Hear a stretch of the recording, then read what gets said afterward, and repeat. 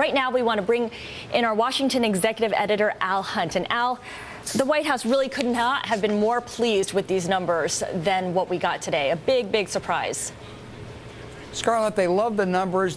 They hate the rate. The 9% rate is what some people will identify with. The report is a very good report. It's robust numbers, 244,000 jobs. That's about a 3 million annual pace. That's really, really good news.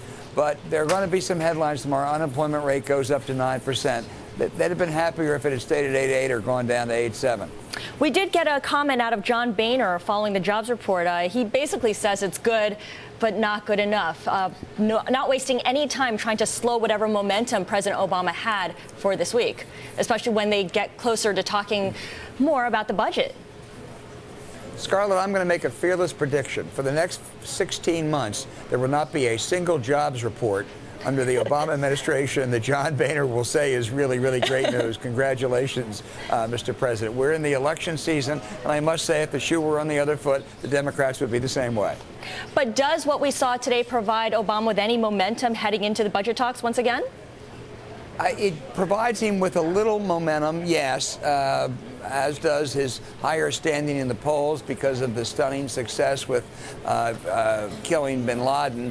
But these are marginal gains at best. There are a lot of other issues, and it's going to be fought out over the next 10 or 12 weeks with a lot of intervening events. Right, and that bump up in the polls may just be temporary. Al, I know that your guest on Political Capital this week is Indiana Governor Mitch Daniels. You pressed him on putting his name in the 2012 race, and he made some comments. Let's listen in to what he had to say.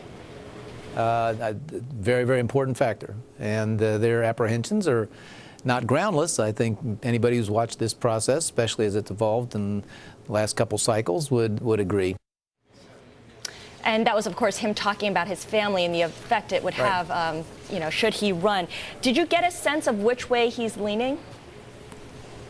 I wouldn't bet on him entering right now, Scarlett, but there are 4 big decisions that have to be made in that field over the next month. Mitch Daniels is one. John Huntsman, the former envoy to China and Utah governor, is another. Michelle Bachmann, the very conservative congresswoman, and Mike Huckabee, who ran a strong race last time. The 4 of them will all be important contenders if they get in, and how they get in will shape this field in a really, really critical way. Right.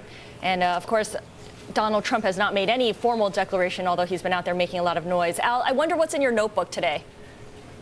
Well, let's talk about the Kentucky Derby, Scarlett. It looks a little bit like the Republican presidential field today. Not a very, very strong one.